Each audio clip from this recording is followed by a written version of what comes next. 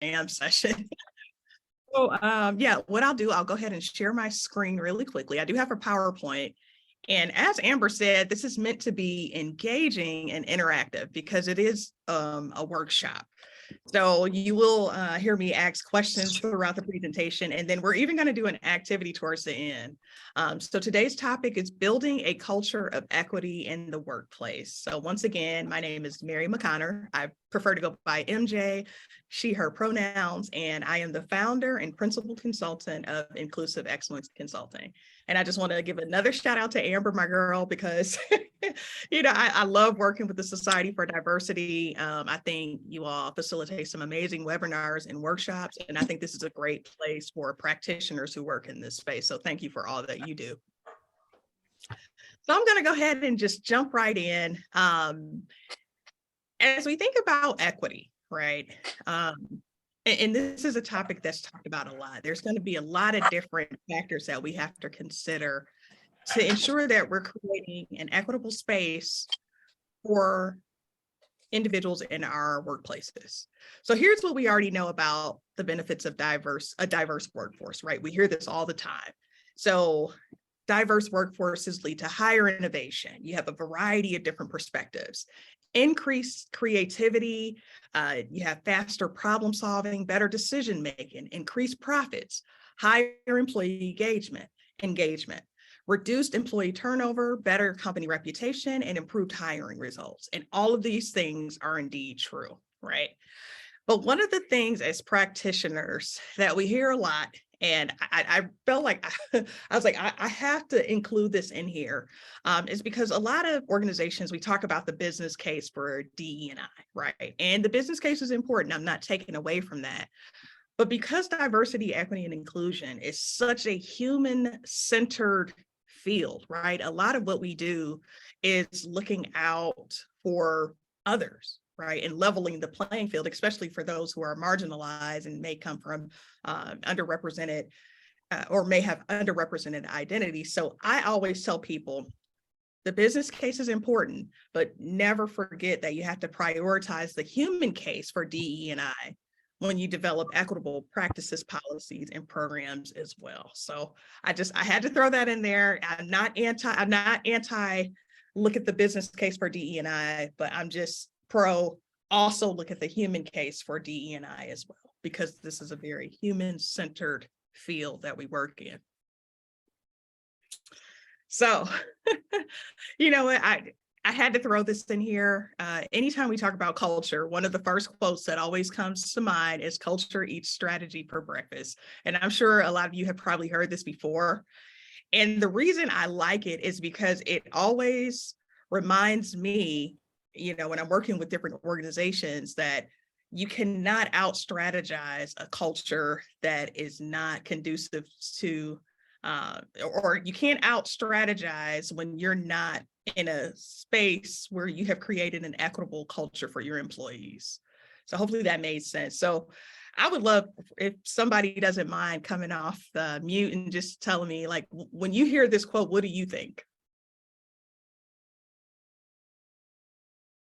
And remember, this is meant to be engaging, so it's a workshop. So Mary, this is Jason Petway from Norfolk Southern Corporation. When I see this, what I think is an organization's culture is bigger than any one person or any one initiative. So in order to achieve a strategy, no matter what the strategy is, if you don't understand the culture and the work you need to do to improve or change the culture, your strategy is not going to be achieved. Oh, that was spot on. I loved everything that you just said about that. And that's exactly right. If you don't understand the culture, your strategy is not going to be achieved. And I think it's really important for us to remind our organizations that it depends. And I know we have like a lot of different backgrounds here. We have some folks who work in human resources. You have some folks who work in actual DEI units and just a variety of backgrounds. But as we do this work and engage in it, we have to always be conscious of the culture. And so just continuing on, I love this particular definition of equity, right? And there's tons of definitions out there, but this one I like, and I underlined some words in there because I felt like this really hits it really hits home on that you have to be action oriented with this too, right? So it says equity in the workplace means to intentionally and purposely and consciously ensure that everyone in the company has access to support, resources, treatment, and the opportunities they need to succeed in the workplace.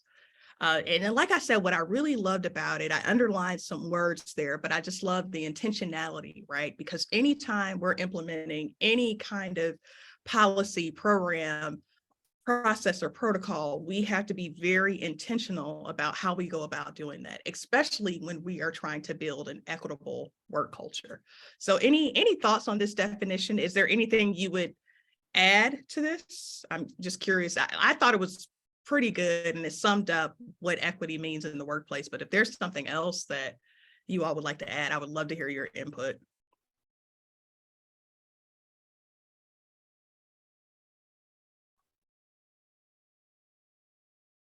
Okay, that's all right. Wait, that's okay. We're gonna be, you see, look, there's gonna be opportunity to talk. I'm not backing down. We have to be engaged. So let's chat for a moment before I dive into the content. But let's talk really quickly about how do we demonstrate equity in the workplace? So just, I know that's kind of a broad question, and I intentionally made it broad like that so we can start thinking through some of this. Okay, it looks like a hand is raised. Lakia? Hi, yes, I'm Lakia. Lakia. So this is really a big question, right? You can dissect it on so many different levels, but a lot of times I feel like people miss the mark when it comes to the smallest of things. So for example, let's say at our organization, we may give out t-shirts for different events. However, in the past, they would, tend to be small, medium, large, right? Or maybe XL, and then that's it. They didn't fit the folks that were 2X and 3X and 4X, right? So we had to start making sure that we were being intentionally inclusive of everyone and making sure that we ordered in sizes that everyone could represent the corporation. Another way is just as simple as when you're having a function and you're ordering food. You want to be inclusive of those who have vegan, vegetarian, or other dietary constraints. So sometimes it's just the smallest of things that make people feel like, oh, wow, like that someone was really thinking of me. So that's the way that I can think of it on the smaller level. Okay, I love that. Yeah, and thank you for that. That was a great example, just thinking of some of the smaller things, because a lot of times with equity initiatives and trying to create an equitable culture, we focus on like some of those bigger. Now, of course, today I'm going to talk about some of the bigger goals that an organization should focus on, but we have to make sure that we're looking at the details as well and making sure, are we truly being equitable? Are we truly being inclusive in everything we do? Thank you. MJ, we have some comments in the chat, and I can read them for you. Okay, that'd be great. So we have Gregory. He said equity should allow for all to operate at their top performance. Resources and needs. Judith, make sure all colleagues feel seen and heard. We have Gina, making sure everyone has an opportunity to have a voice and it be valued. We have Alina Cooper, equity should meet everyone where they are at. And we have Gina as well. Again, food options, yes. I'm a very needs of each individual that allows them to thrive. I think someone might not be muted, so let's just make sure we mute ourselves. Gina also said food options, yes. I'm a vegetarian and often left out. We also have Cassandra just put in a chat, providing resources that meets the needs of each individual that allows them to thrive. And I think we had a couple of hands raised. I don't know who hand came up first. So Gregory, would you like to come off?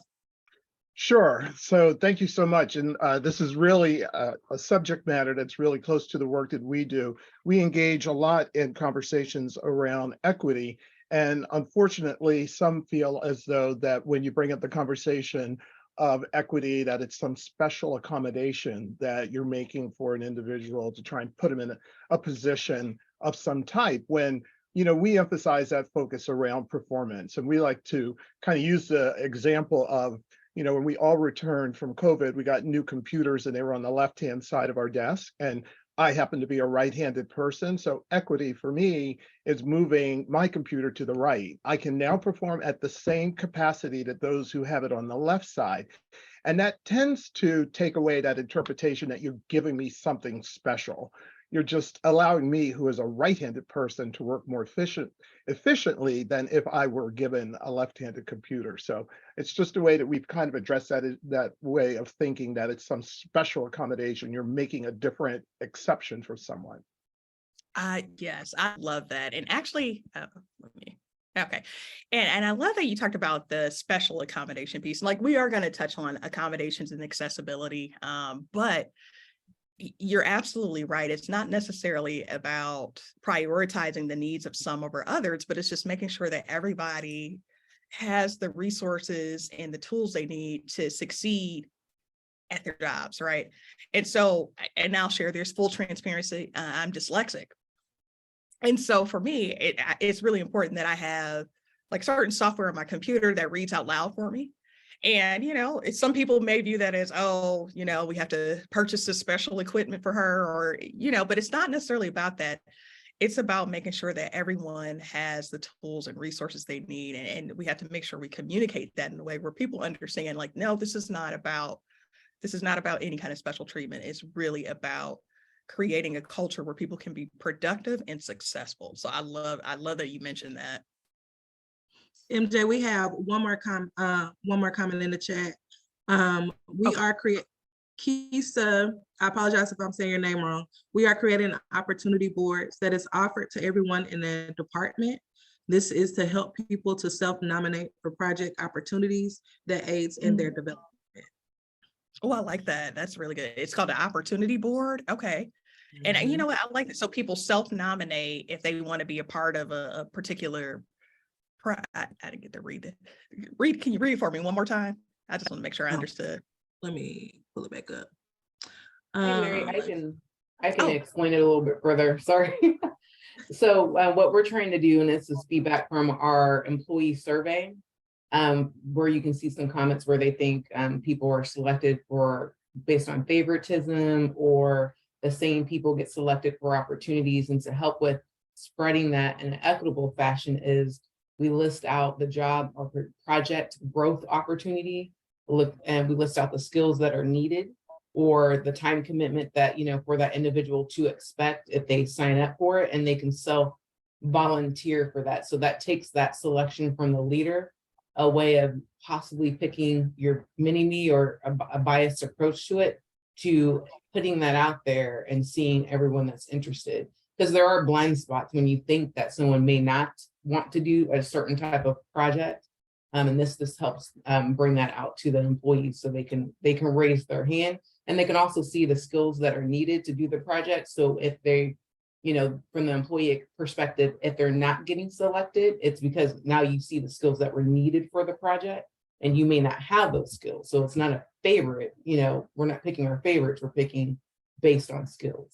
So it's just one way. Gotcha. I'm sorry, I didn't mean to cut you off. I love that. I was like, this is brilliant. And that touches on the employee advancement piece that we'll kind of touch on a little bit, but I think that definitely is an equitable system that allows people and some folks may never raise their hand for opportunities because they feel like they won't be selected, but that system is great in kind of creating a space where it's like, okay, anybody could sign up for this. So we're all eligible to be a part of this. So I love that. I think it's brilliant. So what I'm going to do, and like I said, like any one of these particular bullet points could be its own standalone presentation. I acknowledge that. I'm kind of going through this quickly just because we only have an hour. But I wanted to talk about each of these just really briefly because these points are some of the major areas where we see a lot of inequities in the workplace, right? And this is where we can really build a true equitable cultures around some of these areas. So for the first one, my computer is acting a little silly. There we go. For that first one, this is big, and this comes up a lot, especially with clients I work with. It's the hiring and onboarding processes. And so we know that a lot of times the hiring and onboarding process it can make or break a candidate's experience, right? And so if you look at that fourth bullet point, for example, something as simple as how we communicate and interact with our candidates can really determine whether or not they feel like this is the place they want to be. And so one of the things we want to be really mindful of is that we have a truly equitable hiring and onboarding process for our candidates. The second bullet point, inclusive language and job descriptions. I know there was recently a webinar on the importance of using inclusive language, right? The third one, I cannot stress enough, diverse hiring selection committees. In my previous employer, I used to be a vice president for diversity, equity, and inclusion. And one of the things that we saw quite often, it would be the same folks on these hiring selection committees. And it would be failed searches, or we wouldn't be getting candidates who we felt like would be like a culture ad. And so it's really important to make sure that you have diverse hiring selection committees. And on top of that, that you're not using the same hiring selection committee members over and over again. That's really important.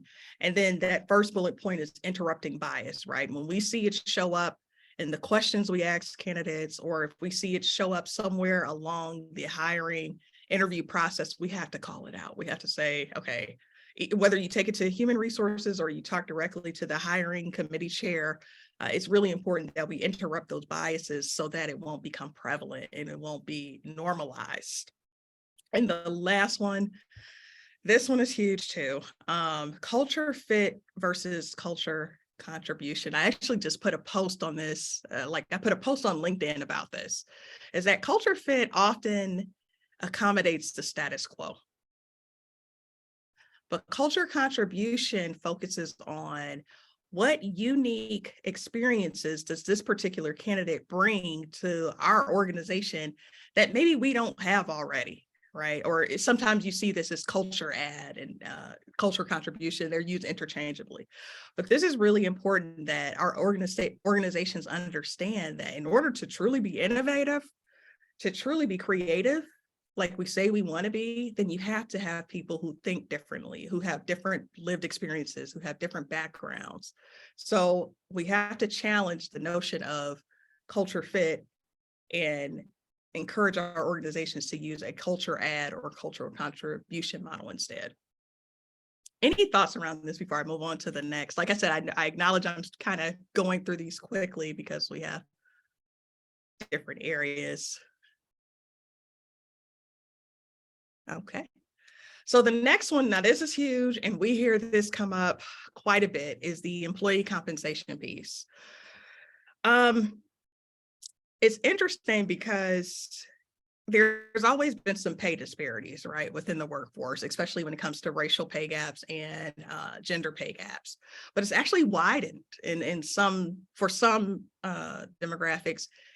And so I like this here. I got this from SHRM's website, and I thought this was really good on how can we work to make sure that we have an equitable compensation system in our organization. So if it's okay, I'm just going to read the bullet points because I thought, like I said, I thought this was really good. So that first one is create transparent compensation systems and objective metrics around recruitment, performance, advancement, and compensation to help ensure consistency. Now, I don't know if we have anyone who lives in New York, not New York City, New York State, or California, but I believe they have made it mandatory where you have to post pay ranges now for all positions. Is that correct? Do we have anyone from New York? Correct. Okay. And so that's just one example of how some states have made it to where it's like, okay, if we're going to really address this problem, if we're going to really focus on equitable pay, then we have to be transparent and make sure these salaries are posted. Another thing that's here that I thought that was really good was communicate regularly and honestly with employees about the metrics and their progress to build trust within the entire organization. And so this is equally important. Another one here, train all decision makers about the compensation system and teach them how to properly document decisions. So it's not just enough to say, okay, we're going to post the salary so everyone knows what the salary is. It's also important to make sure that decision makers understand how the compensation system works. And so that way, you know, when they're giving raises every year, they're always looking at it from an equity lens, and having an equity lens, especially when it comes to compensation, is essential. Another one here, consider implementing standard pay ranges or guidelines for each position or job classification. And then the last one, keep job descriptions up to date to ensure the work being done and the skills required to do the work are accurately reflected. So any thoughts around this one? Because like I said, I know pay inequities is probably one of the most pervasive issues that we continue to see because it had existed for so long, and now we're finally trying to find a way to remedy this and make sure that compensation is, you have equal pay for equal work, essentially. Any thoughts around this one? We have something in the chat, I believe. Alina shared that she believes Ohio is that way as well. Regina said yes, but it's not enforced. Sylvia shared, and I believe that's California, the salary disclosure law goes into effect January 1st, 2023 for employers with 15 or more employees. Okay. And I believe Alina just raised her hand. Hi. So I just wanted to share one situation at work where I questioned the equitable pay. Can you all hear me? Yes. Okay, thank you. With the leadership first, they did not agree. I was also told that because I didn't have, yeah, that's silly, but they said that because I didn't have a US degree, they don't look they don't look at my salary the same as they would look at a US citizen. That was a while ago. And then when I went ahead to speak to the HR referred me back to my leadership. So I really feel that the whole HR department could really benefit from understanding more about what we're just talking right now. Thank you. Yeah, absolutely. And you know what? Thank you for sharing that. And that's actually a really great example of why it's important for decision makers, right? That third bullet point there. Why it's so important for decision makers, particularly leaders, human resources departments, managers, even all the way up to the senior leadership team, to understand the compensation system to make sure it is indeed equitable, because you know, we see these kind of situations happen all the time. So absolutely, human resources is a key driver in this, actually. Okay, I'm gonna move to the next one just because we have a few more. And I know, like I said, I know I'm speeding through this. This could be a standalone topic. Each one of them could.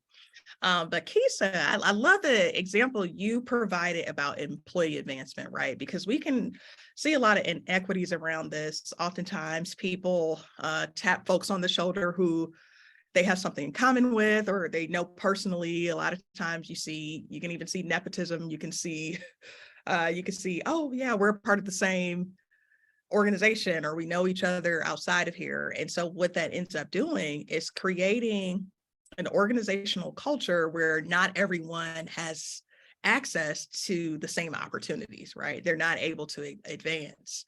And so I love this quote. This is from Rebecca Taylor. She's a co-founder. I spelled coach wrong. She's a co-founder of an organization called Go Coach. It says, for too long, companies have let meaningful talent development fall by the wayside, relying on job experience or a sink or swim mentality to build critical skills. This has proven to be a costly strategy, influencing critical things like employee turnover, talent acquisition costs, and engagement. And a lot of times, you know, I thought this was really powerful. And a lot of times with that sink or swim mentality, it can create inequities by itself because everyone may not have the same capabilities. Well, so the people who sometimes ride to the top, might be those who have certain privileges, where those who may not have had the same access to education or resources may not be able to swim in the same way as their counterparts. Hopefully that made sense. So any thoughts around this one? And like I said, I love the example you provided, Kisa, and then anyone else on the employee advancement piece.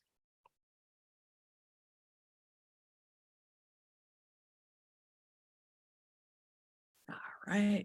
And so I'll just keep moving along. Another one, and this is really important: fairness in daily work experiences, right? And so we see a lot of equity show up in our workspaces that we don't always think like, oh, is this exclusionary, or is this creating a barrier in some way? And so I know I love the example, and forgive me, I can't remember who pointed out this example, but about food and saying like there's no vegetarian options.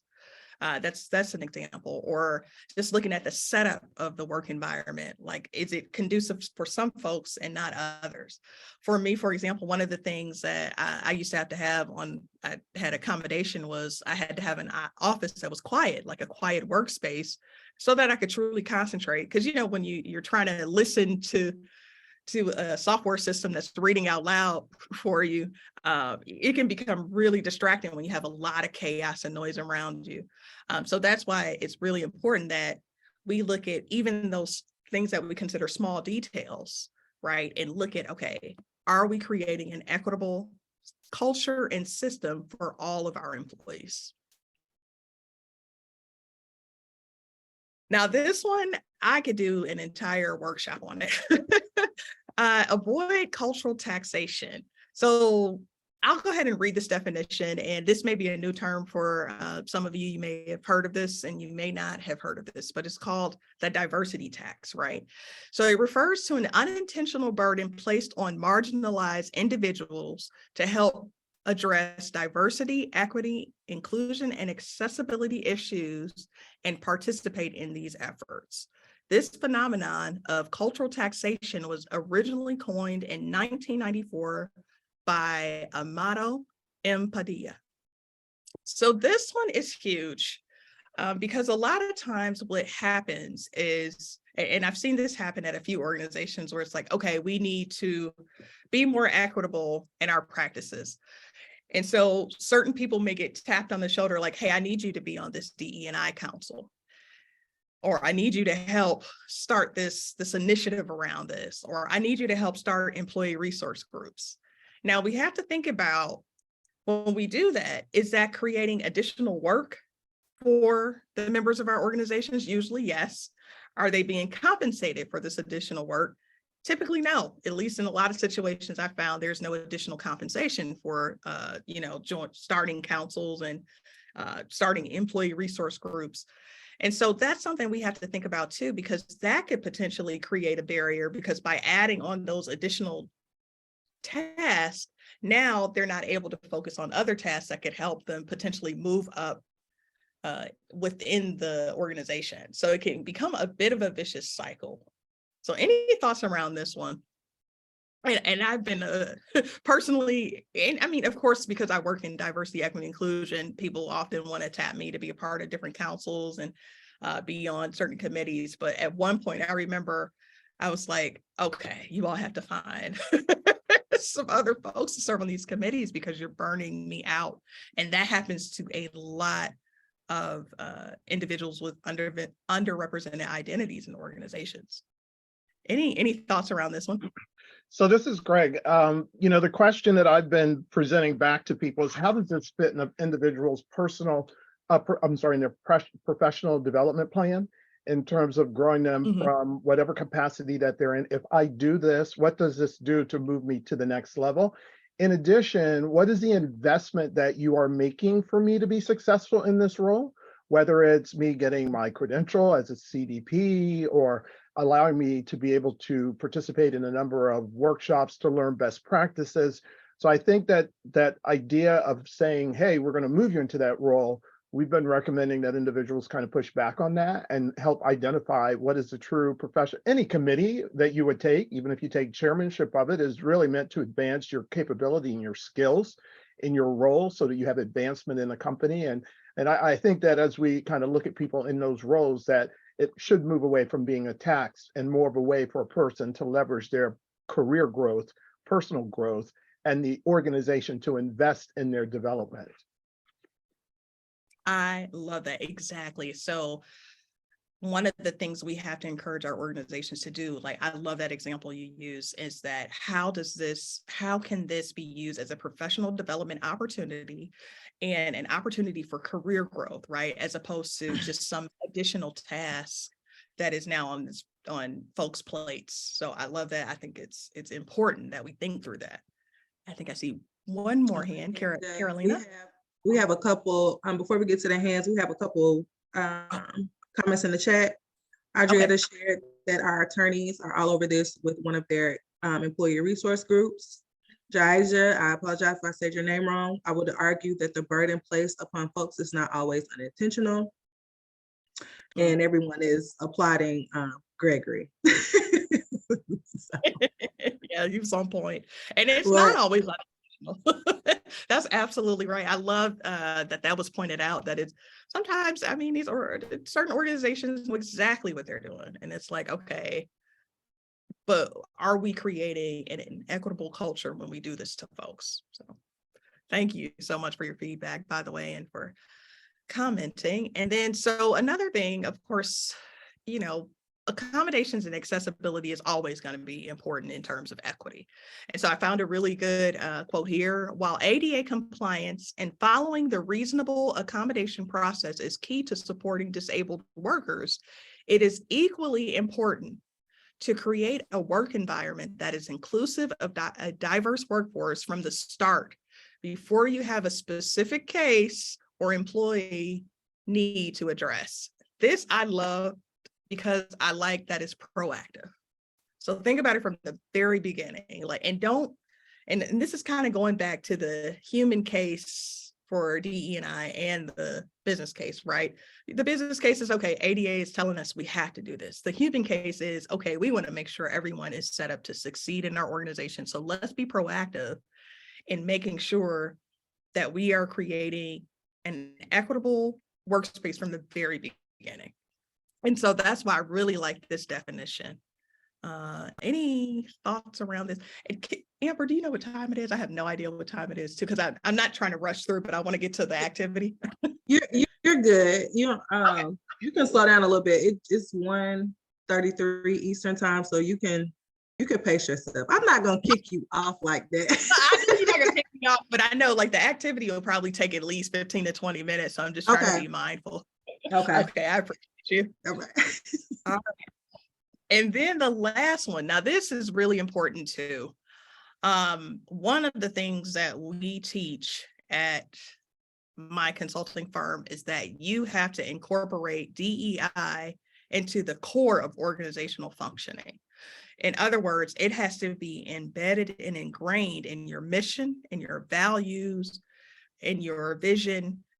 And so I pulled a few quotes here as well. So centering equity in your organization means that you have equity as a non-negotiable core value, acknowledging it as a prerequisite for doing the work and also an outcome you aspire to achieve. It means that you take an equity lens, and we talked about that earlier, the importance of having an equity lens, and analyze the equity impacts for every action in every aspect of the organization's operations, culture, and programs. And this quote, I thought she did a great job of really breaking down, this has to be so ingrained in your identity and in your values that it's a part of who you are as an organization. And I'm just going to go here real quick. Coming up with a mission, a DEI statement, that is not enough. There has to be some action behind it, right? Your actions have to reflect that you mean business, that you're serious about centering equity into your culture. We have, MJ, not to cut you off, but Carolina had her hand raised and we missed her. So I wanted, she just wanted to throw out there. She wanted to expand on diversity tech's idea, looking beyond time and energy, trauma-informed leadership is an important factor to address. And then Renee shared this speaks to universal design. Yes, yes, exactly. I'm glad that was mentioned too, universal design. Absolutely. Thank you for sharing that. And yeah, okay. I wish I could like see the chat and kind of see it live, but it's like I can't navigate both. But yeah, thank you for keeping me updated, Amber. So we know that one of the ways to really assess where you are as an organization is through equity audits. And, we hear this famous quote all the time, you have to know where you are in order to know where you're going. And I am a firm believer that you can't build an equity strategy or a DE&I strategy until you do some kind of comprehensive evaluation to see where you are, right? And so I have this here. An equity audit is a comprehensive evaluation that involves data collection and review to uncover potential barriers and inequities within an organization. And this goes back to my previous point. Before developing an equity strategy, it is important to evaluate your organization's current policies, programs, and practices. So if you get the question of, okay, we want to become more equitable, one of the responses could be, well, we need to consider doing an equity audit to really evaluate if there are barriers and to really uncover potential disparities, and just really look at the data and look at our programs, policies, and practices. Pardon me. So this is the part I'm excited about. Okay, so we're going to do an activity, and I just came up with the title. It's called Widening Gaps, Glass Ceilings, and Gender Inequities. Oh my. Okay, so we're going to do some breakout rooms, but before we do that, I want to read through the scenario for you. Mind you, I know it's not like a comprehensive case study. I had to kind of make it short due to time, but let's work through the scenario together. So you and your colleagues are consultants at Pay Equity Gurus, LLC. Your organization has been, let me start over. You and your colleagues are consultants at Pay Equity Gurus, LLC. Your organization has been retained by We Have to Do Better Engineering Incorporated to complete a comprehensive equity audit. During the equity audit process, you and your colleagues noticed the following. In 2012, women made an average of 91 cents to the dollar for every dollar made by men. In 2022, women currently only make 87 cents to every dollar made by men. In 2012, there were 3 women on the senior leadership team. In 2022, there's currently only 1 woman on the senior leadership team. And lastly, there has been a 12% decrease in the number of women employed at We Have to Do Better Engineering Incorporated between 2012 and 2022. So here's a few things to note before you break out into your rooms, and then I'll put all of this in the chat as well. I have a link to where you can see it, but a few things to note. In 2014, the company hired a new CEO, Benjamin Jones, who dissolved the company's DEI unit due to budget cutbacks. In 2015, Catherine Terry, a former employee of We Have to Do Better Engineering Incorporated, founded a new engineering firm and recruited several women engineers from We Have to Do Better Engineering Incorporated to work for her new company. And then in 2018, Susan Franklin, an employee of We Have to Do Better Engineering Incorporated, successfully sued the company for gender discrimination, specifically because of their failure to promote her for a position she was qualified for. So it's a lot happening here, and a lot of it revolves around gender inequities. So when you go into your breakout rooms, and I'm going to put this in the chat really quickly, I have to come off share, or I'm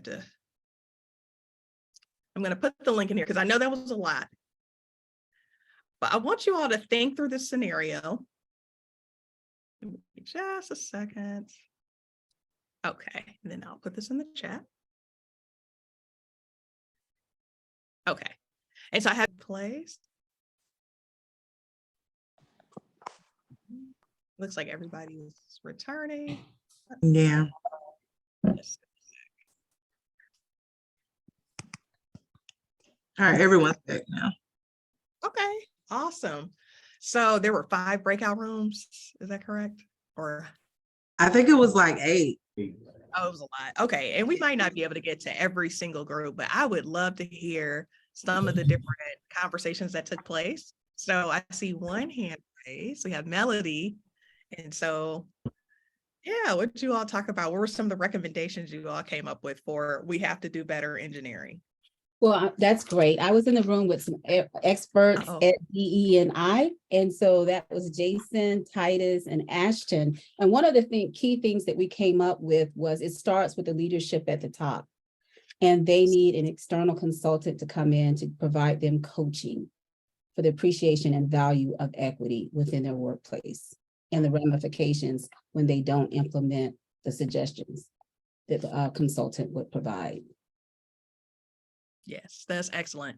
And you know what? It usually has to start from the top, like you said, in order for it to, especially in organizations that are really top down, like you have to, your leadership team has to be on board and understand the importance of this. So awesome. Thank you so much. Looks like we have Gregory. Hi. So I was with, and I apologize if I don't get it correct, Andrietta from Verizon. Yep, that's Yeah. fine. So there are a couple of things that I'll mention, and I know that there are a couple that she wanted to bring as well. You know, as it relates to leadership, we wanted to go one step above. I mean, it is about governance. If the board's not 100% in the DEI space, then leadership really doesn't have the expectation around their overall performance. So we thought it was even going above leadership. It's that governing body, and that governing body should have some form of a DEI council, committee, or within their bylaws or in their strategic plan as it relates to a board, some definitive expectations around performance of the organization, which would then allow for there to be more top-down direction around how to approach it. The other we had talked about was that the change or the improvements should perhaps be tied from a performance-based perspective as it relates to outcome to really incentivize the ability to make change. And we know that while we would love for some to do it because they're passionate, they believe in it, there's another way to kind of get people to be very participative and think of it more in terms of a measurable perspective by having set goals and achieving them and compensation associated with it. But Andrietta, I think you may have had a couple more too around culture. Right. So also you want to make sure that they're committed to establishing a culture of inclusion around the organization as a whole. And that's where the value of ERGs comes in, especially, you know, if you've already seen that you have a problem with equity where women are concerned, developing or enhancing your women's ERG would be helpful so that they have a community of support, you know, with the executive sponsorship that goes along with that support. And at least they will, you know, develop some of their own solutions and challenge the organization to be accountable for, you know, continuing to grow in the area of inclusion for that specific affinity group as well. The culture plays a big part because you can put all these other programs in place, but if the culture is not changing and evolving and supportive of the changes, they won't be sustainable. Spot on. Okay, I think we have Sylvia. Hi there. I was in room 7 and I'm so sorry because I did not jot down my teammates' names, but shout out to everybody in room 7. We had a really good conversation and some of the recommendations that we came up with was establishing like a work group to break down this organization's hiring practices to figure out where the areas for improvement are and ways to fix them. And we decided that everybody needs to be trained and it needs to be like intentional training, not just basic performative check the box training, but it needs to be really geared to what the problem in the organization is. We talked about starting at the top with the executive So getting that person some coaching around diversity, equity, and inclusion. Because if the first thing they did was come in and disband the DEI council, that's a problem, and they need some help to do better. And then auditing and revising the internal policies, tying DEI goals to the CEO's compensation, and then talking about the business case for reinstating the DEI council. So one of my teammates mentioned that the cost of the lawsuit might have actually been more expensive than the cost of disbanding the DEI council. So you can use that data to make the business case for reinstating it. Excellent. Yes, so many great points. I'm trying to jot everything down that you all are saying, but this is excellent. And I love that we talked about everything from leadership to the importance of the board governance, like, so going all the way to the top, I think is always important.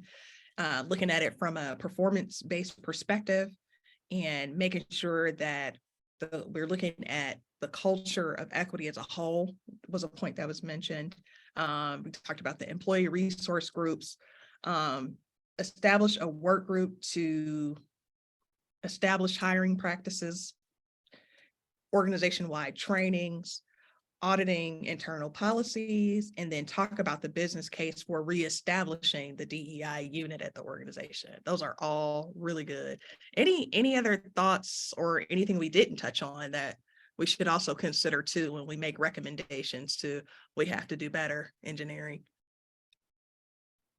For our group in group 2, we discussed, again, starting at the top as well, but in addition to what everyone has already mentioned, we talked about ensuring that there's transparency in competencies related to different roles, and that there's a career coach development along the way, so that with that transparency, then everyone knows what an individual needs in order to apply or be promoted to a specific role.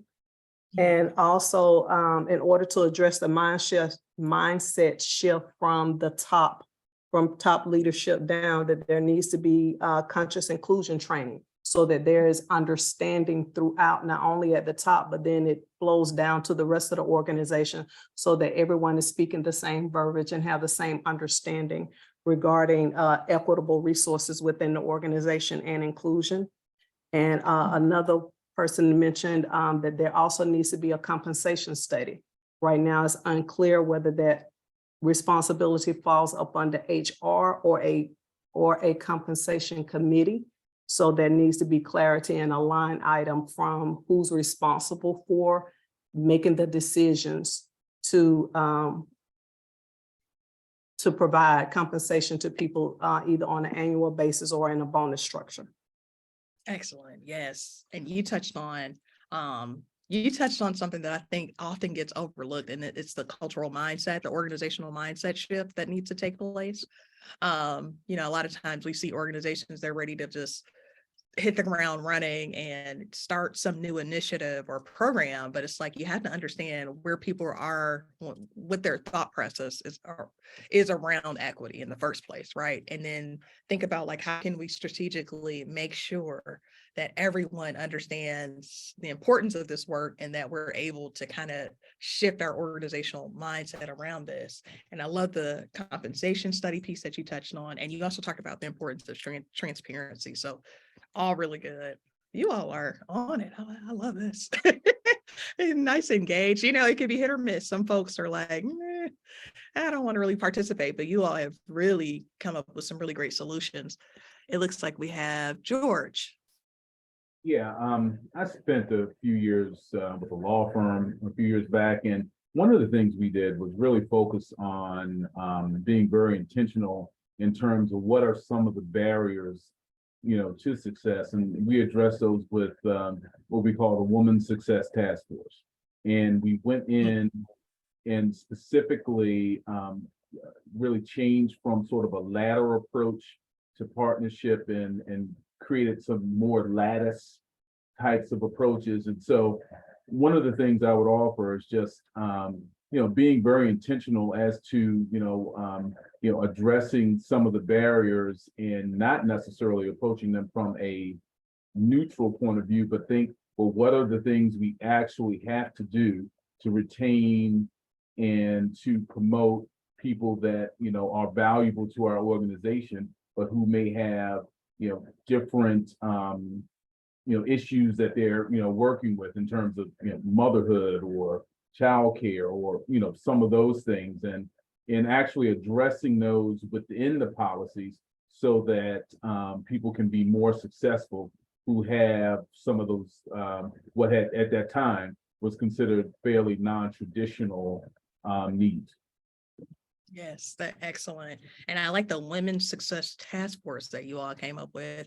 And here's the thing about task forces, task force committees, ERGs, affinity groups, they can be really powerful because when you have a collective voice championing something or advocating for something, it can really help an organization understand like, okay, we have to do better in this particular area. So excellent. Thank you so much for that.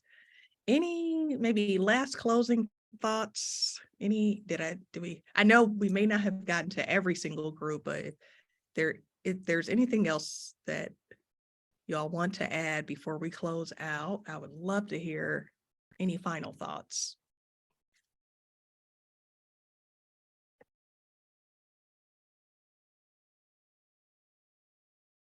Okay, excellent. Well, what I did here, I just put this toward the end, and we can make this PowerPoint available to everyone, but I just kind of reiterated some of the key takeaways here about the importance of both the business case and human case for DE&I when developing equitable practices, and how that we have to be intentional. We have to purposely and consciously ensure that everyone in the company has access to support, resources and opportunities in the workplace. So just kind of reiterating that. And then, we kind of talked about some of these areas, and these are some of the bigger areas where we see a lot of inequities take place, but you all touched on some of the other areas as well. So I would like to thank you all for your time and your participation today. I enjoyed this thoroughly. I wish we had a little bit more time. Well, I think we did good on time though, but I would like to do a part 2 if I can eventually. Because, this is just a very general overview, but there's so many different moving parts to this. And as we know, as practitioners, it's always a journey. Like you can't say, okay, we developed this equity statement, we're good now. It doesn't work like that, right? You have to think about all of the different units within your organization, all of the policies, the programs, the practices, the protocols. It's just constant going back and revising and making sure that you're living up to what you're trying to achieve as an organization, and that's to become equitable. So thank you so much for your time. I have my email address here if you want to follow up with me. I'm on LinkedIn all of the time, as Amber knows. I have my Instagram handle here and then my company's Facebook page. So it was a pleasure meeting you all and conversing with you all today.